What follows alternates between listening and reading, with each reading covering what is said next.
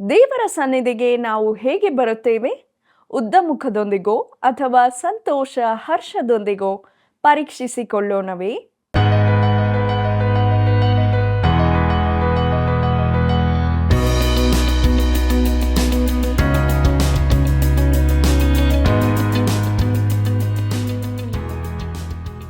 ಆತ್ಮೀಯ ಸಹೋದರ ಸಹೋದರಿಯರೇ, ನಿಮಗೆಲ್ಲರಿಗೂ ತುಂಬು ಹೃದಯದ ವಂದನೆಗಳು. ನೀವು ಮಾಡಿದ ಪ್ರೀತಿಯ ಕರೆಗಳಿಗಾಗಿ ಕೃತಜ್ಞತೆಗಳು. ದೇವರು ಕಳುಹಿಸುವ ಬಾಧೆಗಳು ಜನರಿಗೂ ಜನಾಂಗಕ್ಕೂ ಎಚ್ಚರಿಕೆಯ ಸಂದೇಶವಾಗಿದೆ. ಕುಡಿಕತನವು ಪಾಪ.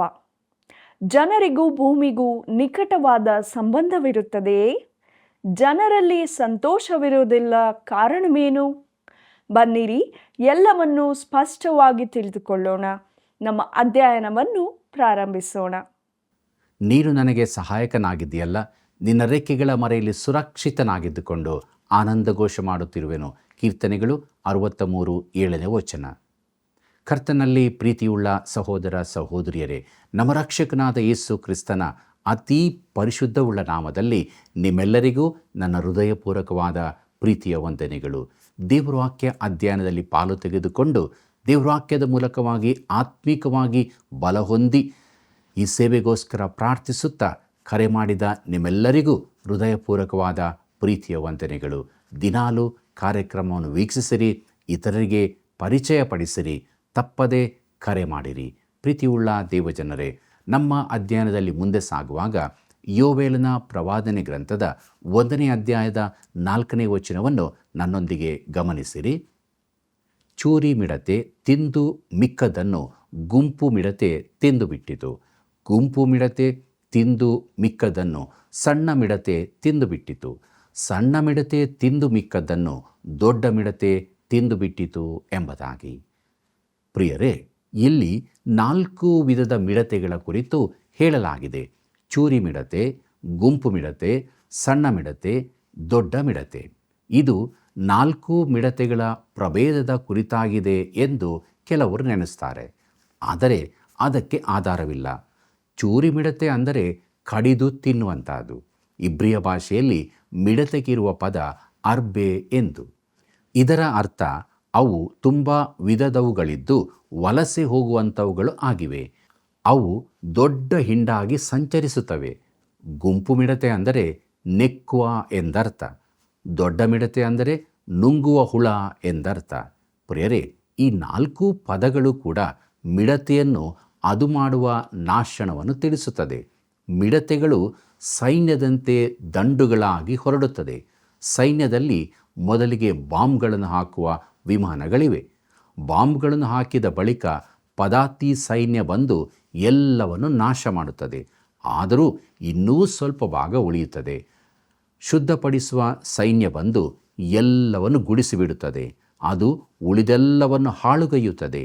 ಇಲ್ಲಿ ನಮಗೆ ಮಿಡತೆಗಳ 4 ಗುಂಪುಗಳನ್ನು ಮಾತ್ರ ಹೇಳಲಾಗಿದೆ. ಪ್ರಿಯರೇ, ಅವುಗಳಿಗೆ ನಾಯಕನಿಲ್ಲ, ಅರಸನಿಲ್ಲ, ಸೇನಾಧಿಪತಿಗಳೂ ಇಲ್ಲ. ಆದರೆ ಒಂದು ಸೈನ್ಯದಂತೆ ಸಂಚರಿಸುತ್ತವೆ. ಅನೇಕ ವೇಳೆ ದೇವರು ದಂಡಿಸುವುದಕ್ಕಾಗಿ ಮಿಡತೆಗಳನ್ನು ಕಳಿಸ್ತಾನೆ. ಆದರೆ ಇಲ್ಲಿನ ಬಾಧೆ ಪ್ರಾಕೃತಿಕವೆಂದು ಹೇಳಬಹುದು. ಅದು ದಂಡನೆಯ ರೂಪವಾಗಿರಕ್ಕಿಲ್ಲ. ಜನರಿಗೂ ಜನಾಂಗಕ್ಕೂ ಒಂದು ಎಚ್ಚರಿಕೆ ಸಂದೇಶವಾಗಿದೆ. ಕರ್ತನಲ್ಲಿ ಪ್ರಿಯರೇ, ಯೋವೇಲನು ಬರವಣಿಗೆಯ ಪ್ರವಾದಿಗಳಲ್ಲಿ ಮೊದಲಿಗನು. ಅವನು ಎಲಿಯನ ಕಾಲದಲ್ಲಿ ಪ್ರವಾದಿಸುತ್ತಿದ್ದನು. ಎಲಿಯನು ಉತ್ತರದ ರಾಜ್ಯವನ್ನು ಎಚ್ಚರಿಸುತ್ತಿದ್ದ ಹಾಗೆ ಈ ಯೋವೇಲನು ಬಹು ನಾಟಕೀಯ ರೀತಿಯಲ್ಲಿ ಬರಲಿರುವ ದಂಡನೆಯ ಕುರಿತು ದಕ್ಷಿಣದ ರಾಜ್ಯವನ್ನು ಎಚ್ಚರಿಸುತ್ತಿದ್ದನು. ಅವನು ಸ್ಥಳೀಯವಾದ ದಂಡನೆಯ ಬಳಿಕ ಕರ್ತನ ದಿನದಂದು ಬರಲಿರುವ ದಂಡನೆಯ ಕುರಿತು ಹೇಳುತ್ತಾನೆ. ಇದು ಎಲ್ಲ ಪ್ರವಾದಿಗಳ ರೀತಿಯಾಗಿದೆ. ಸ್ಥಳೀಯ ಸನ್ನಿವೇಶಗಳಿಂದ ಭವಿಷ್ಯದ ಸನ್ನಿವೇಶಗಳ ಕಡೆಗೆ ಸಾಗುವುದು. ಕರ್ತನ ದಿನದಲ್ಲಿ ಬರಲಿರುವ ದಂಡನೆಯ ಕಡೆಗೆ ಕರ್ತನ ದಿನವೆನ್ನುವುದು ಸತ್ಯವೇದದಲ್ಲಿನ ಅತೀ ಪ್ರಾಮುಖ್ಯ ಸಂಗತಿಯಾದರೂ ಕೂಡ ಅತಿಯಾಗಿ ತಪ್ಪಾಗಿ ತಿಳಿಸಲ್ಪಟ್ಟ ಸಂಗತಿಯಾಗಿದೆ. ಇದನ್ನು ಯೋವೇಲನು ಮೊದಲಾಗಿ ಉಪಯೋಗಿಸಿದನು ಮತ್ತು ಕರ್ತನ ದಿನವೆಂದರೇನೆಂಬುದನ್ನು ಅವನು ಸ್ಪಷ್ಟವಾಗಿ ತಿಳಿಸುತ್ತಾನೆ. ಪ್ರಿಯರೇ, ಅವನ ಬಳಿಕದ ಪ್ರವಾದಿಗಳು ಇದನ್ನು ಕೇವಲ ಆ ದಿನವೆಂದು ಮಾತ್ರ ಹೇಳುತ್ತಿದ್ದರು. ಅದು ಸ್ಪಷ್ಟವಾಗುತ್ತಿತ್ತು. ಪ್ರೀತಿಯುಳ್ಳ ಸಹೋದರ ಸಹೋದರಿಯರೇ, ಯೋವೇಲನು ಈ ಸ್ವಾಭಾವಿಕ ಅಕ್ಷರಸ ಬಾಧೆಯಿಂದ ಮುಂದಕ್ಕೆ ಹೋಗಿ ಮಹಾಸಂಕಟ ಕಾಲದೊಂದಿಗೆ ಆರಂಭವಾಗುವ ಕರ್ತನ ದಿನದ ಕುರಿತು ಮಾತನಾಡುತ್ತಾನೆ. ಮಹಾಸಂಕಟ ಕಾಲವು ಹೇಗೆ ಆರಂಭಗೊಳ್ಳುತ್ತದೆ?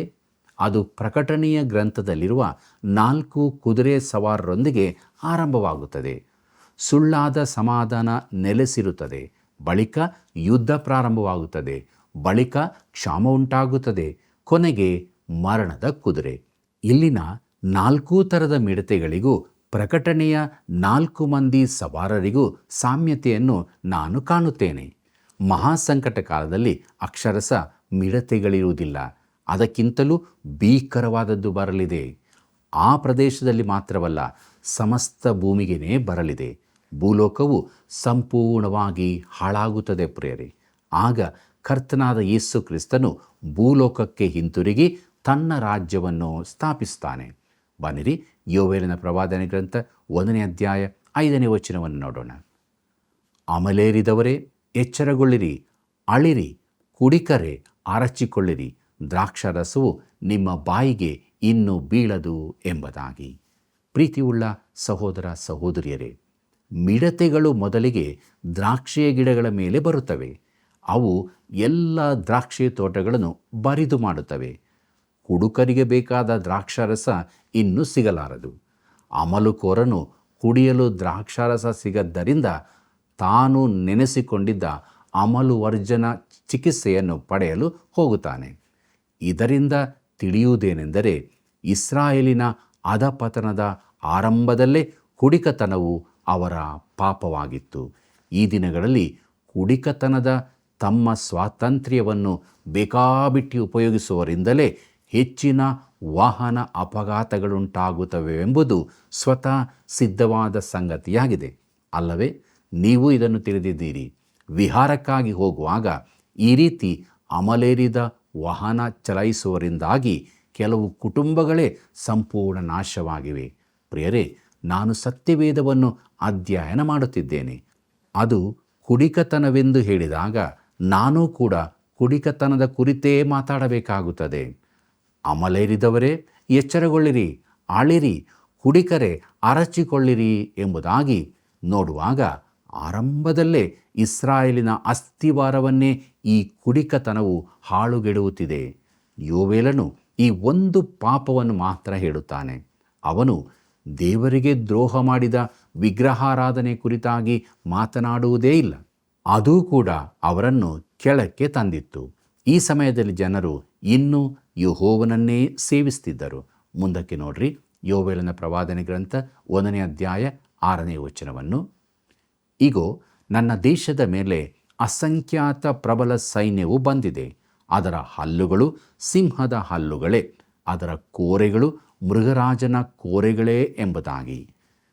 ಪ್ರೀತಿಯುಳ್ಳ ಸಹೋದರ ಸಹೋದರಿಯರೇ, ಇಲ್ಲಿ ಮುತ್ತಿ ಬರುವ ಶತ್ರು ಸೈನ್ಯವನ್ನು ಮಿಡತೆಗಳಿಗೆ ಹೋಲಿಸಲಾಗಿದೆ.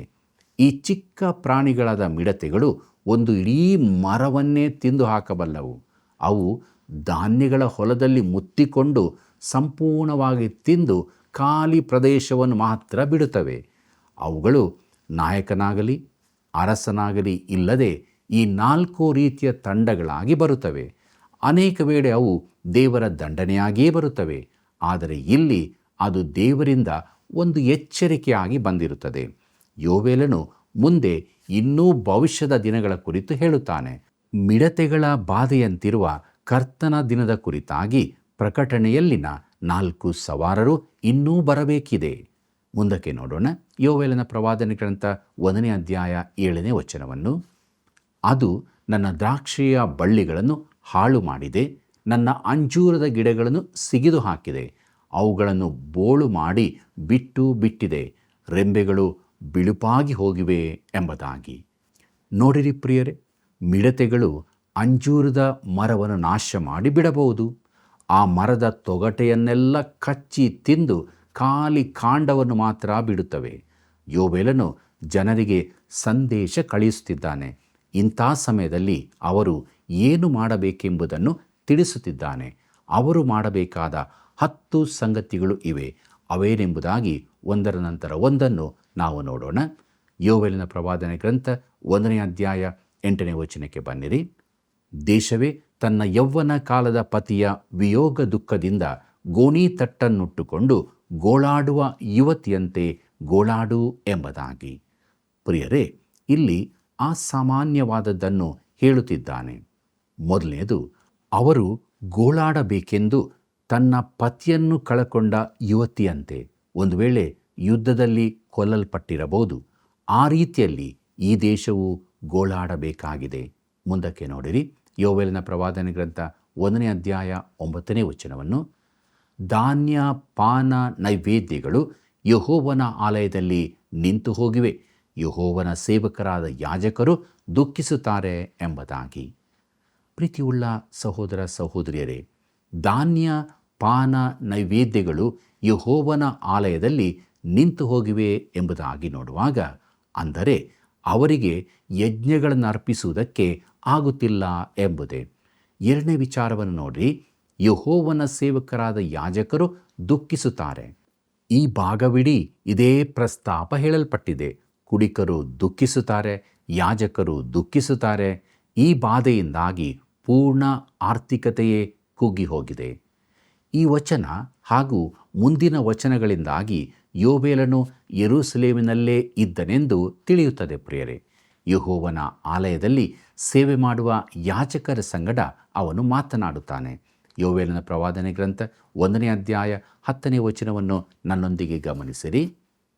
ಹೊಲವು ಹಾಳಾಗಿದೆ, ದೇಶವು ದುಃಖಿಸುತ್ತದೆ, ಏಕೆಂದರೆ ಧಾನ್ಯವು ಸೂರೆಯಾಗಿದೆ, ದ್ರಾಕ್ಷಾರಸವು ತಗ್ಗಿದೆ, ಎಣ್ಣೆಯು ಕುಗ್ಗಿದೆ ಎಂಬುದಾಗಿ. ಪ್ರಿಯರೇ, ಒಲಿವ ಎಣ್ಣೆಯಾಗಲಿ ದ್ರಾಕ್ಷಿಯಾಗಲಿ ಧಾನ್ಯವಾಗಲಿ ಇಲ್ಲ. ಅವರು ಬೆಳೆಸುತ್ತಿದ್ದ 3 ಮುಖ್ಯ ಬೆಳೆಗಳು ನಾಶವಾಗಿ ಭೂಮಿಯು ದುಃಖಿಸಬೇಕಾಗಿದೆ. ಜನರಿಗೂ ಭೂಮಿಗೂ ನಿಕಟ ಸಂಬಂಧವಿರುತ್ತದೆ. ಪ್ರಿಯರೇ, ಮೋಶೆಯ ಧರ್ಮಶಾಸ್ತ್ರವು ಮನುಷ್ಯರಿಗೆ ಮಾತ್ರವಲ್ಲ, ಭೂಮಿಗೂ ಕೊಡಲ್ಪಟ್ಟಿದೆ. ಯೋವೇಲನು ಕುಡುಕರಿಗೆ ಯಾಜಕರಿಗೆ ಮಾತನಾಡುತ್ತಿದ್ದಾನೆ. ಈಗ ಬೇಸಾಯಗಾರರಿಗೆ ಮಾತನಾಡುತ್ತಾನೆ.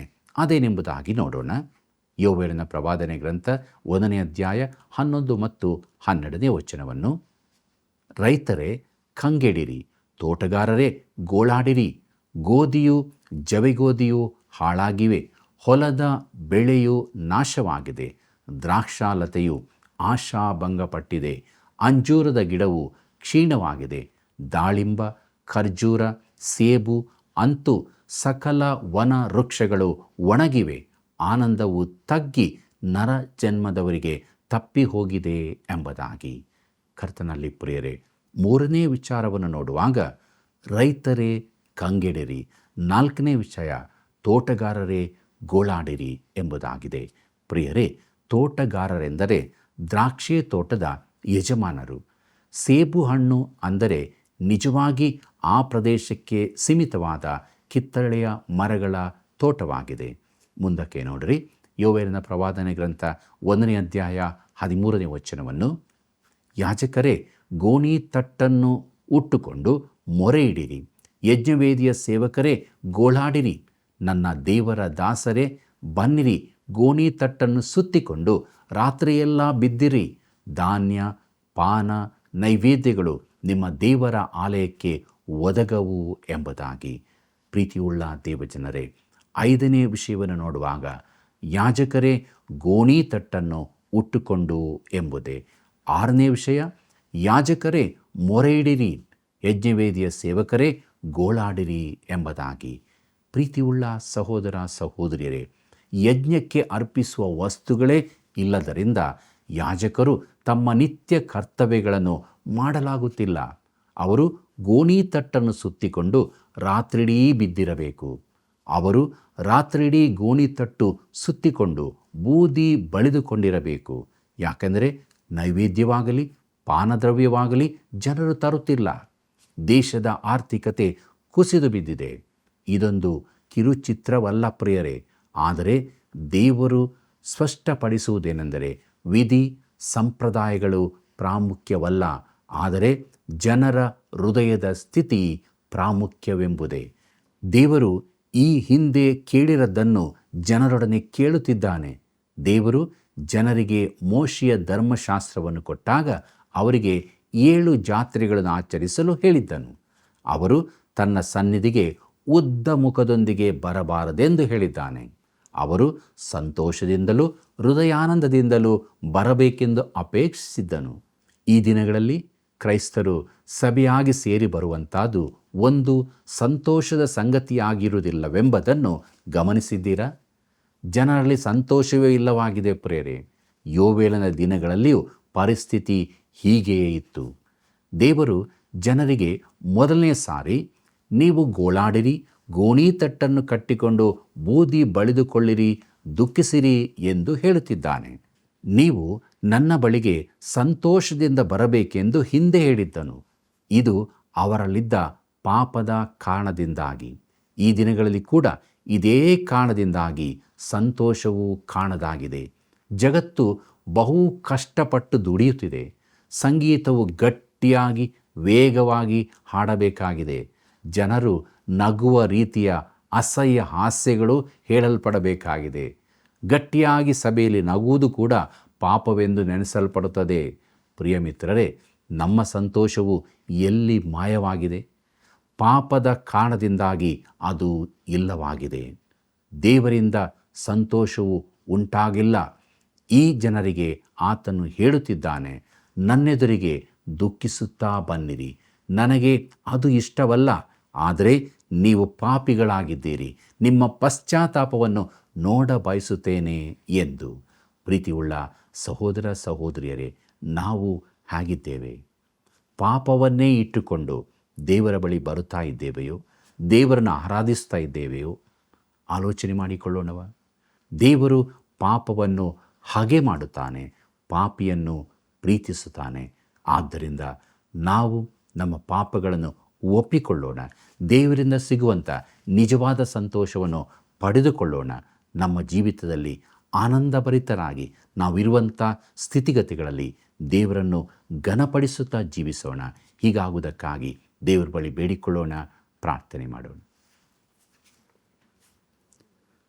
ಪರಿಶುದ್ಧನಾದ ದೇವರೇ, ನಿನ್ನ ಸಮ್ಮುಖದಲ್ಲಿ ಪರಿಪೂರ್ಣ ಸಂತೋಷವಿದೆ ಸ್ವಾಮಿ. ನಿನ್ನ ಬಲಗೈಯಲ್ಲಿ ಶಾಶ್ವತ ಭಾಗ್ಯವಿದೆ. ಆ ಸಂತೋಷವು ನಮಗೆ ಕೊಡಲು ನೀನು ಬಯಸುತ್ತಿ. ನೀನು ಹೇಳಿದ್ದಿ ನಾನು ಕೊಡುತ್ತೇನೆ ಎಂಬುದಾಗಿ. ಆದರೆ ಅದಕ್ಕೆ ಅಡ್ಡಿಗಳು ನಮ್ಮ ಪಾಪಗಳೇ. ಆದ್ದರಿಂದ ಇದ್ದಂಥ ಸ್ಥಿತಿಯಲ್ಲಿ ನಿನ್ನ ಬಳಿಗೆ ಬಂದಿದ್ದೇವೆ.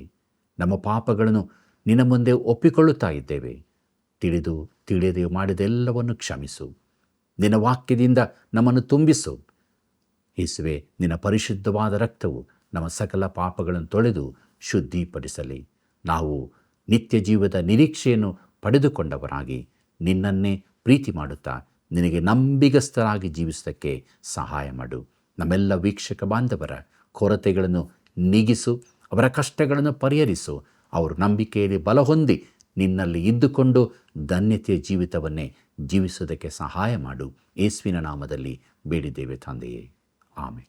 ಮಹಾ ಸಂಕಟ ಕಾಲದಲ್ಲಿ ಮಿಡತೆಗಳಿರೋದಿಲ್ಲ, ಆದರೆ ಅದು ಬಹಳ ಭೀಕರವಾದ ಸಮಯವಾಗಿರುತ್ತದೆ. ಇಸ್ರಾಯೇಲಿನ ಅಧಪತನ ಆರಂಭಗೊಂಡಿದ್ದು ಕುಡಿಕತನದಿಂದಲೇ. ಕುಡಿಕತನವು ಪಾಪವಾಗಿ ಪರಿಣಮಿಸಿ ನಮ್ಮ ಜೀವಿತ, ಕುಟುಂಬವನ್ನು ಹಾಳು ಮಾಡುತ್ತದೆ. ನಮ್ಮಿಂದಾಗಿ ಎಲ್ಲರಿಗೂ ತೊಂದರೆಯಾಗುತ್ತದೆ. ಪಾಪವು ನಮ್ಮ ಜೀವಿತದ ಸಂತೋಷವನ್ನು ತೆಗೆದುಬಿಡುತ್ತದೆ.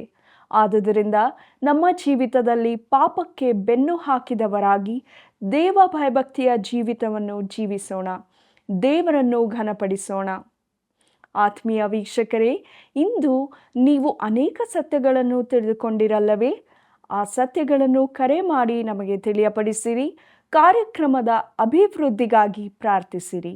ದೇವರ ಪ್ರೀತಿ, ಕೃಪೆ, ಕರುಣೆ ಸದಾ ನಿಮ್ಮೊಂದಿಗಿರಲಿ.